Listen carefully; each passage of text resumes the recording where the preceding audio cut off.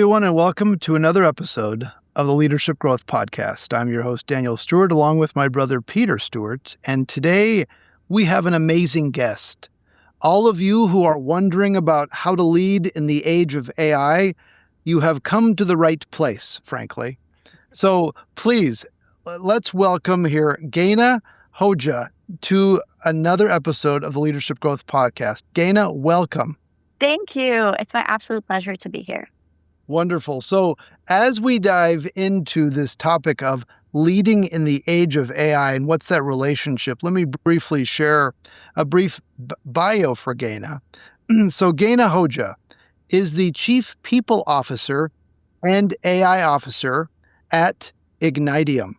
And we'll talk about this, Chief People Officer and Chief AI Officer at the same time. This is fantastic.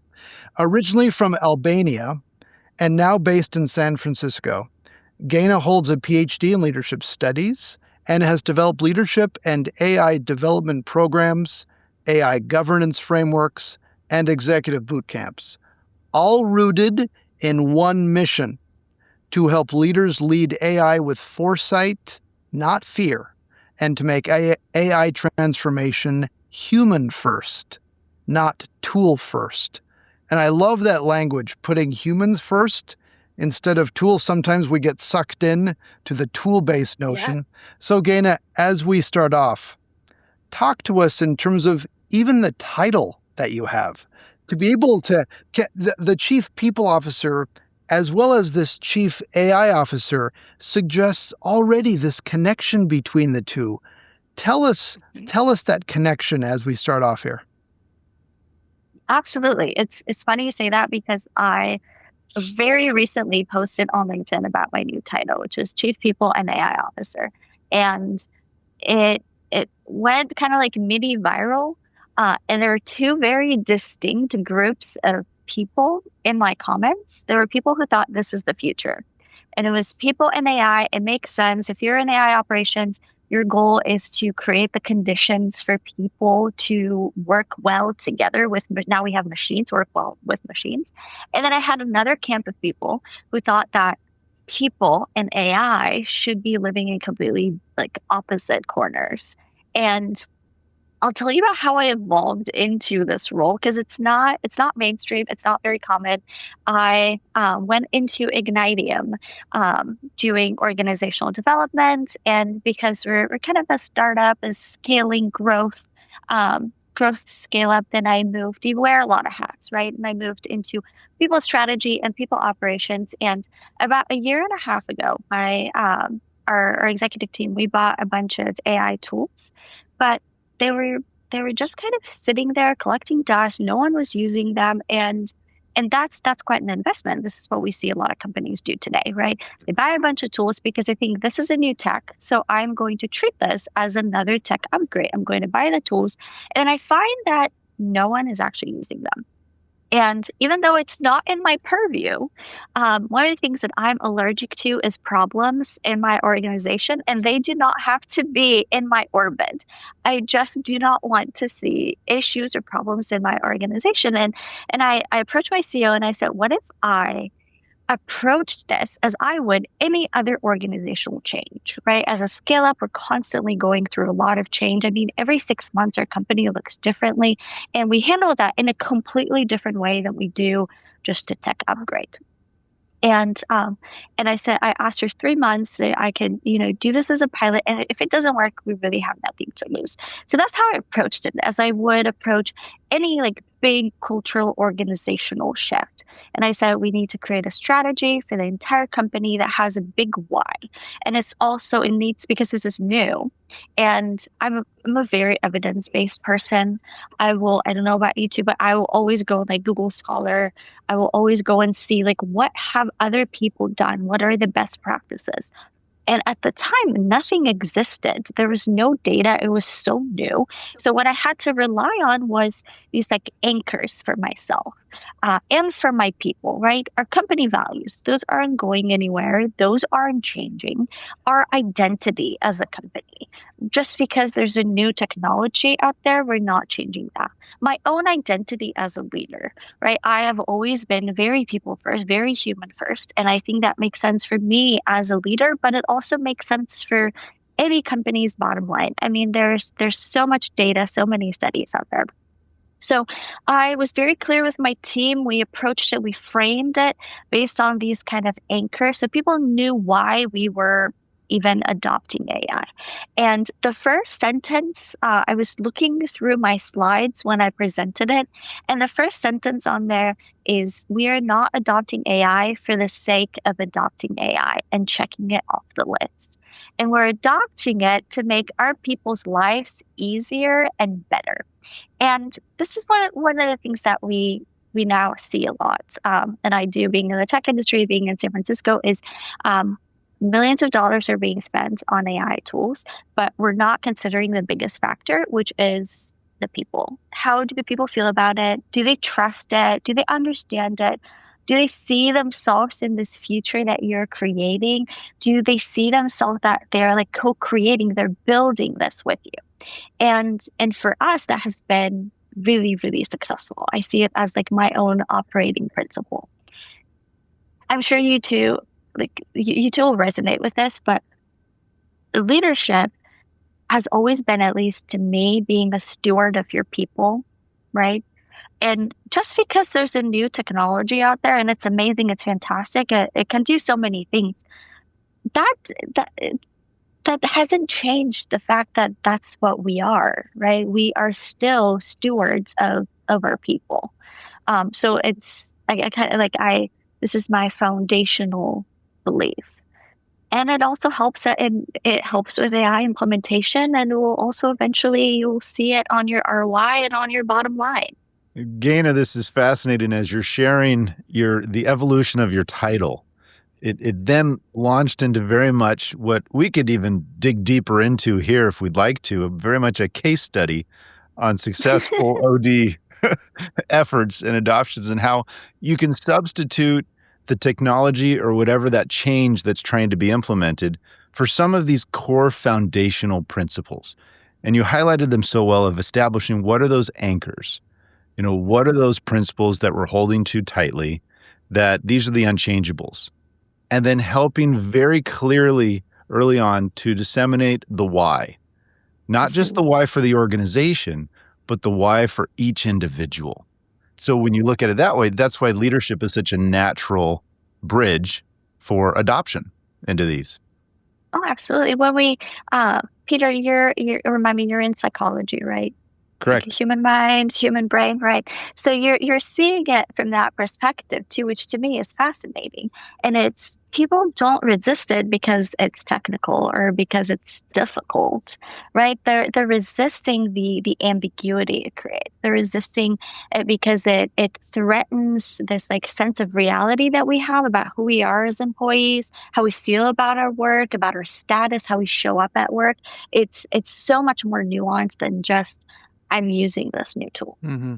And this identity component that you're referencing is so key. And it's so important as a leader to be able to understand who you are and how you want to show up, how you lead others, how you role model. What you say can then set a sense of priority for others as well. And so with your studies as well as with your experience now, what are comments around this identity as a leader as they look at AI? Because AI seemingly has this extra element, almost extraterrestrial, out of this world, that's going to come and like take a bit of our soul out of us or something like this. And part of it is due to the unknown and fear and possibility, all of this stuff. How do we view, what's the framework through which we view our own identities as leaders? How we respond, how we think of ourselves as we think of AI today and in the future. I love that, because it is truly fundamentally redesigning like what leadership looks like, because it's redefining how we create value, how we create value as a company, how we create value as a team, and also how you create value as a leader. I really think that the future is not going to look good for any leader who has a big ego, who has a fragile ego, and who thrives on command and control. I don't think that's any of your listeners because they know better by now, but the future's not looking good for those people. Because to me, in the past, being, a student of leadership and a practitioner of leadership, in the past, we've seen that being a leader meant you had all the answers. And that's what your leadership was grounded on, is guiding your team through answers, through information that other people did not have access to, but you did. And now that's completely changing because information is everywhere and it's accessible at a pace that wasn't possible before.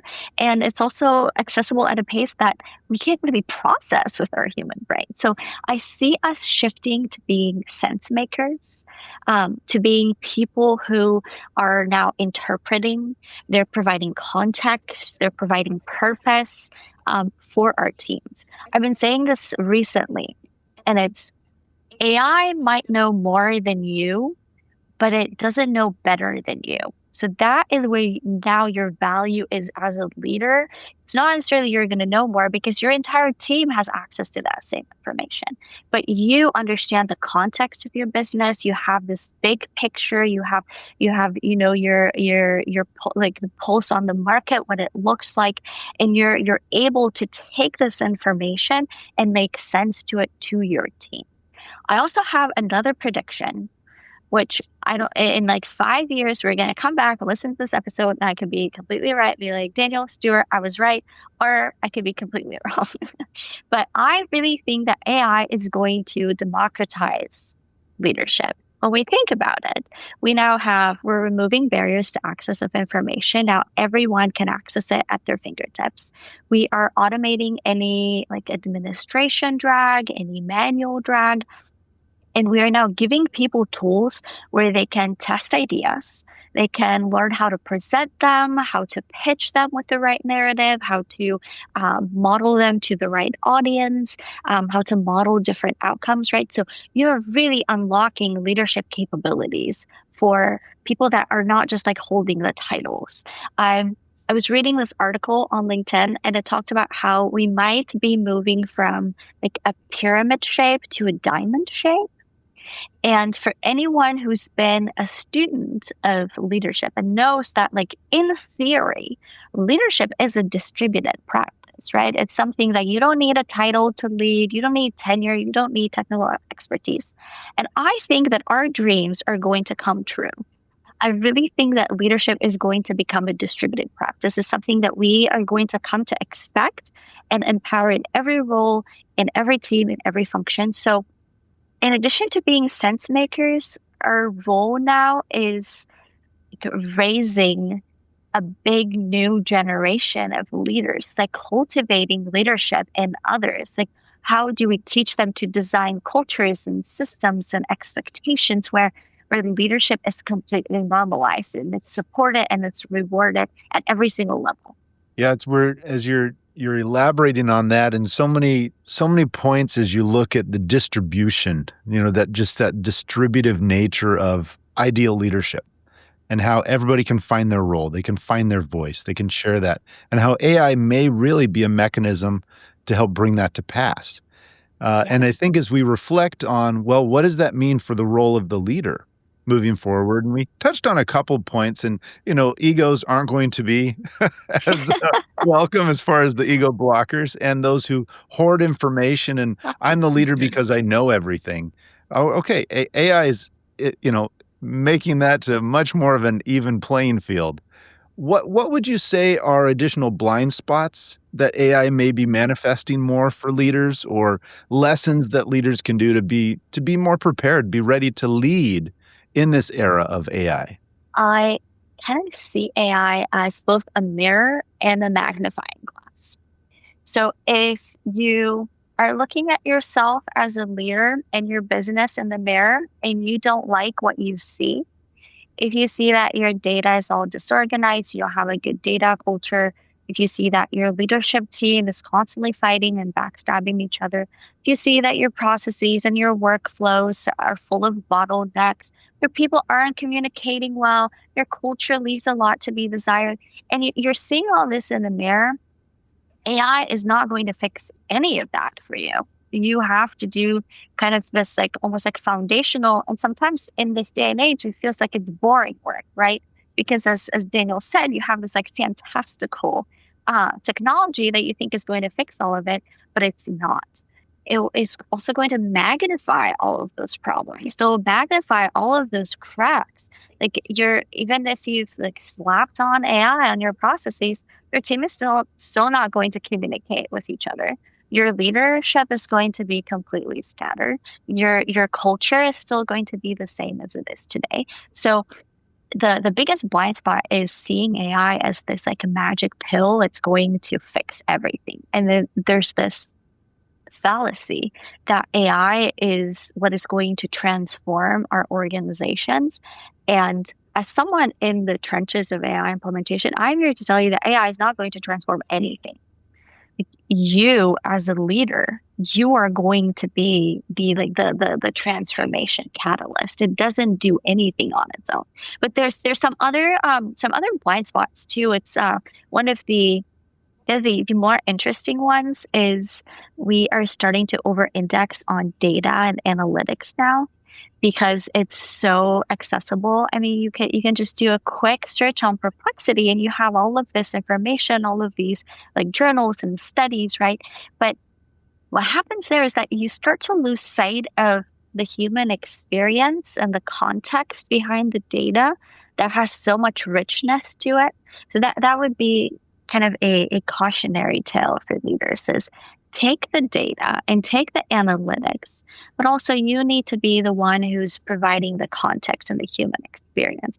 You have to be the one who goes and talks to that employee in person, or you're the one who has to go and check on that team, kind of see for yourself how the work is getting done.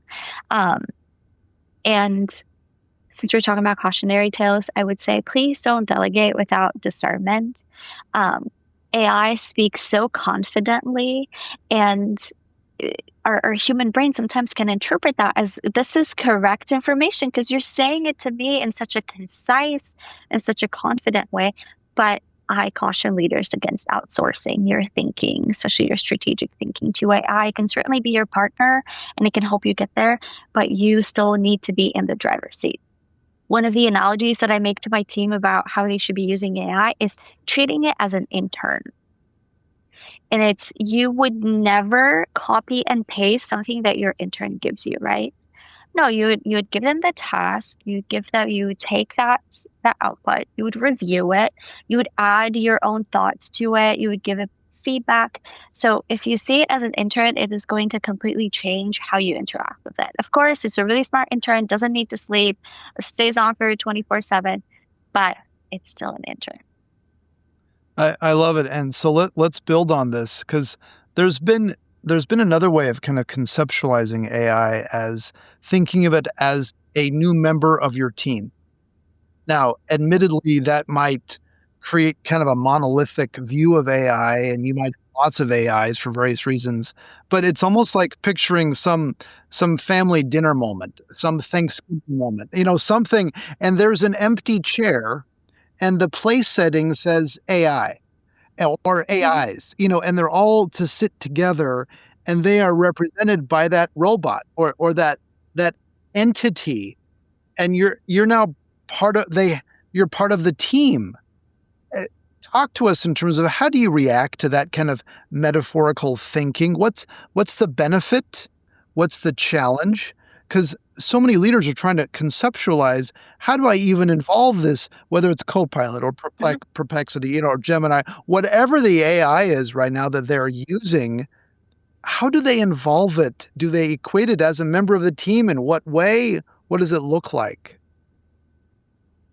I currently am not equating it as a member of our team.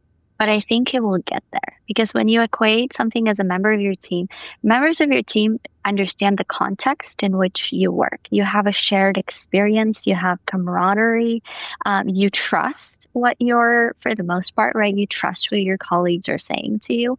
And to me, taking those human traits and putting them on a machine that doesn't understand any of that can be really risky and can be dangerous as well. For me, I currently treat it as a tool, and I tell my team that it is a tool, and it is a tool that is only taking the most frustrating parts of our job away. There's something about I've been reading a lot about the soul of work. Like, I am very enamored with work. I love the work that I get to do. I'm constantly reading about leadership. I don't see it as like a punch in, punch out. It's a calling, and I feel the same way. I work in San Francisco. People here love work, right? They're constantly talking about building their businesses and scaling their businesses. There's something about the soul of work, that purpose, that like spark that makes you get up in the morning, and I think it's important to keep that, because work is not just about getting stuff done fast. Mm-hmm. And I think we must not lose sight of that.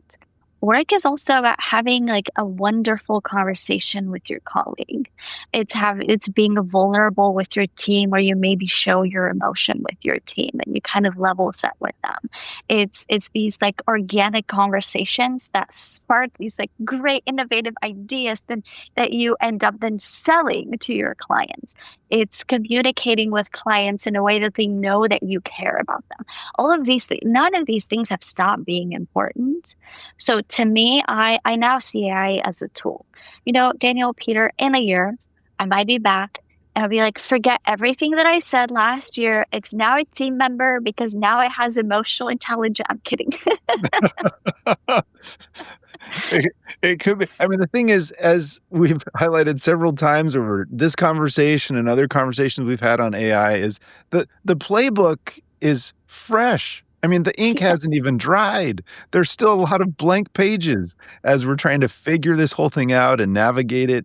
And it really is. We're trying to do the best we can as leaders and organizations with this new technology that has such power and capability. I must say, I'm still stuck, Daniel, on that dinner analogy and that open seat. And I think, and this is where the psychology mind, I'm like, what a powerful exercise to have that and have people draw what that entity looks like and what emotion is it, like how, and you know, how they're projecting their opinion on what AI is going to do.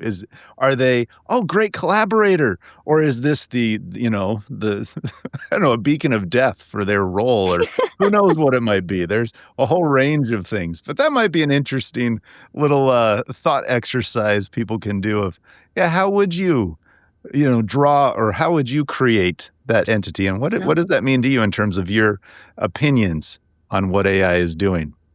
Yeah, But anyway, think of your rituals, right? As a yeah, company. For instance, for like Halloween, we have like Spirits Week. Like each week we get to dress up. We have our Christmas party. We have awards that we give out for values. How would AI as a teammate participate in any of these in a meaningful way? yeah, Right. yeah. I don't think AI really would be able to share that. But you're reminding, as we're having that conversation about how AI can be used as a tool. But then you throw out all these characteristics of really good, powerful leadership attributes and team attributes of understanding the context, of valuing those human relationships, of doing all those things. So how can leaders continue to remind themselves of some of those core foundational human interaction skills, a time when everybody's just talking about what the latest technology can bring? You know, it can kind of feel like some dissonance, but you can use AI to get better at those skills. You can use it to amplify your leadership skills, and there's many ways to do that. Some of the ways that I like to use it as my strategic thought partner.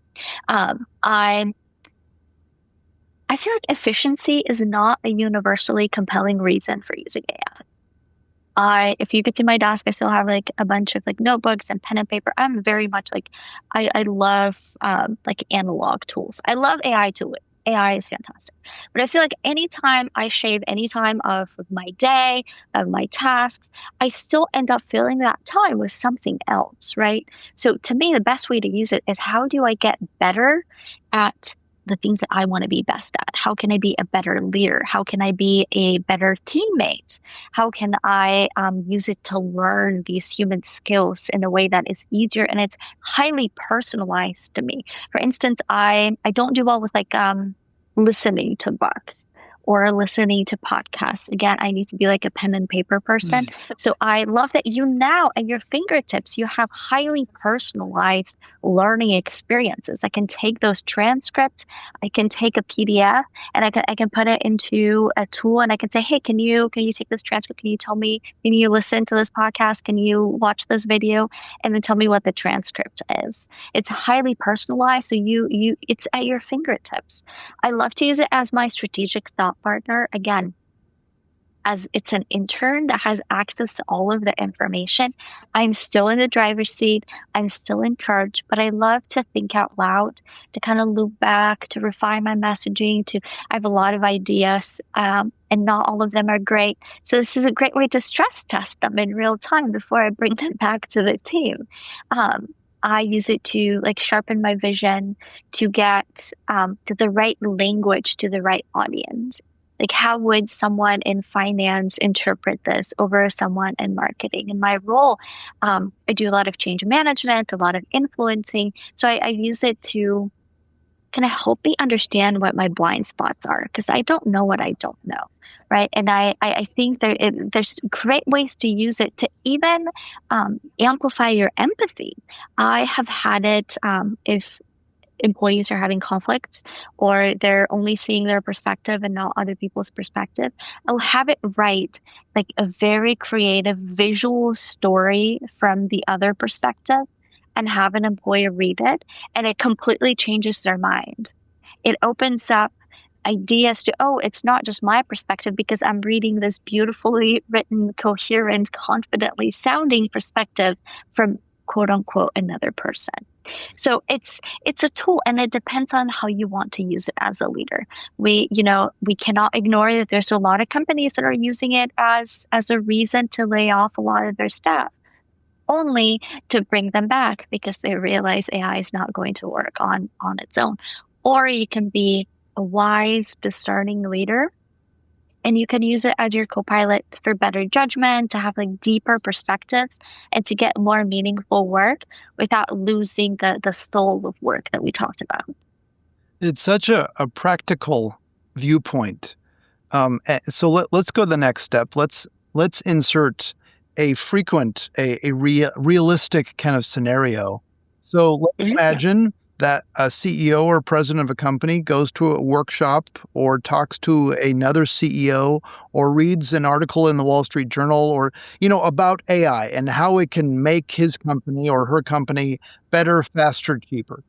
And the CEO then comes into their executive team and says, I don't know exactly what we need to do, but I know we need to do something. And I want we need to do AI. Yeah, we need to do AI, and each of you figure that out. And I'm sure we can cut, at least 10% in terms of expenses and get more on time delivery and improve just figure it out. Go do it. And so how do you react to that, Gena? Because in some ways, okay, that's a perspective, that's a starting point when you don't have anything else. And yet the expectations from that president or CEO can be so sky high, and it's hard to then level set in the process. But yet there are definite things AI can be used for. How do you address that pressure from a leader who has been given that directive? I do not blame any leader who has been seduced or bamboozled by many fear-mongering headlines. There are so many billboards here in San Francisco about 10xing your team, 10xing your revenue. That's one thing that you forgot in your story, Daniel. 10xing. The 10x. Very Yeah, important. Everything. it's the multiplier. For quite some time here, there were some billboards that literally said in giant blocks of font, "Stop hiring humans." And truly, and all I could do is it's shake my head. So I do not blame leaders. It's very seductive to fall into this like hype. And as I said, I'm a very low hype person. I get very excited. I'm very entrepreneurial. I love getting creative with AI, but I do not get carried away by the hype. So if you're familiar with the Gartner hype cycle, it's this cycle that all new technologies, AI is not special. All new technologies go through this cycle. And if you kind of see where AI is in this cycle, it's very much at the very top of hype, and it's being overhyped. I told you I go on Google Scholar and I'm like, can you tell me case studies where AI has 10x'd anything? And it's one, not very many. Two, it's incredibly narrow pieces of a task, of a process that was highly manual, that simply needed super organized documentation that already existed. At the very best, we are seeing 0.5. Nobody is seeing 10x, but it is seductive to fall into this idea, and it creates these really inflated expectations. So when you're thinking about evaluating AI, it's not about just whether your model works or not. For me, right now, it's do the intended users, the domain experts for whom this tool was built, are they using it? Are they communicating feedback back to the data team? And do they trust it? To me, that's what it is. You're not going to go and build the perfect model immediately. There's no playbook for doing that. Your business context is going to change, but that is really the crux of it, is are the intended users using it? Are they engaging with it? Do they trust it? And are they taking that feedback back to your data team, and the data team is putting it back in that loop? To me, that is really the most important thing. Like, it's just like, we need to do AI, we need to adopt AI. It's really funny to me because I see a lot of leaders just want to check that box and say, okay, we've adopted AI, we've deployed all the AI tools without addressing these like deeper cultural and organizational readiness that is needed to sustain them. But we have the tools because we need to slap AI first on our website, on our product, on our services. And to me, it's like, if you install this like brand new perfect like engine, but you didn't teach anyone how to drive, right? No one's driving that Porsche because they do not know how to drive it. So that is a very good kind of metaphor for me. It's do you want to have a shiny engine? Okay, you can have a shiny engine and you can look at it. Or do you want your people to be driving? To be driving forward your goals? To be driving forward the mission, the vision that you have, your revenue? That is really the most important thing. And kind of going back to what Peter was saying, is have these grounding anchors too. Don't lose yourself. Don't lose who you are, both as a leader and as a company, in this like pursuit of scale with AI. I like scaling as much as the next executive, okay? Don't get me wrong. But to me, what really moves me is to create a great company at every single stage of that growth. That is the most important thing. It's not getting there, but it's like, how do you get there with your people? Yeah. You're going to have so much more fun doing that anyway. I love it. So here's the final question for you, Gena. And so as you think of all that we've talked about, what's the one thing that leaders need to keep in mind as they interact and embrace and manage through AI? Just one? Just one. Yeah, this is so hard. If it would be just one, is don't forget that you are first and foremost a steward of your people. Kind of going back to how we started. And everything that you do, whether it's adopt a new technology, you implement AI, you implement the next wave of technology that is inevitably going to come to market, is do not forget about your people. And also tell your people that there's a lot of uncertainty, there's a lot of ambiguity out there, and we like our brains, Peter, you know this, obviously, our brains, they're so amazing at coming up with the worst case scenarios. We are so creative at doing that. And that's what our employees are doing. If you're not leading with clarity, they're thinking, I'm going to lose my job tomorrow. My job it's going to completely change. It's not the work, how we show up. It's completely going to be different. And it's your job as a leader to fill these gaps for your employees, to provide that clarity, to be honest. Even if it is, I do not have all the answers, but this is how we're going to approach the problems. Here's how we're going to approach the answers. So be a steward of your people. Yeah, well said. Gena, thank you so much for joining us today on the Leadership Growth Podcast. Thank you to both of you. This is really fun. What a great conversation. Great conversation. And to all of our listeners, thank you for joining us as well. Please listen and take in some of these tools and ideas to help you as you strengthen and build your ability to lead others. Please like and subscribe in the future, and we look forward to having you at a future episode. Take care, everyone. All the best. If you like this episode, please share it with a friend or colleague, or better yet, leave a review to help other listeners find our show. And remember to subscribe so you never miss an episode. For more great content, or to learn more about how Stewart Leadership can help you grow your ability to lead effectively, please visit StewartLeadership.com.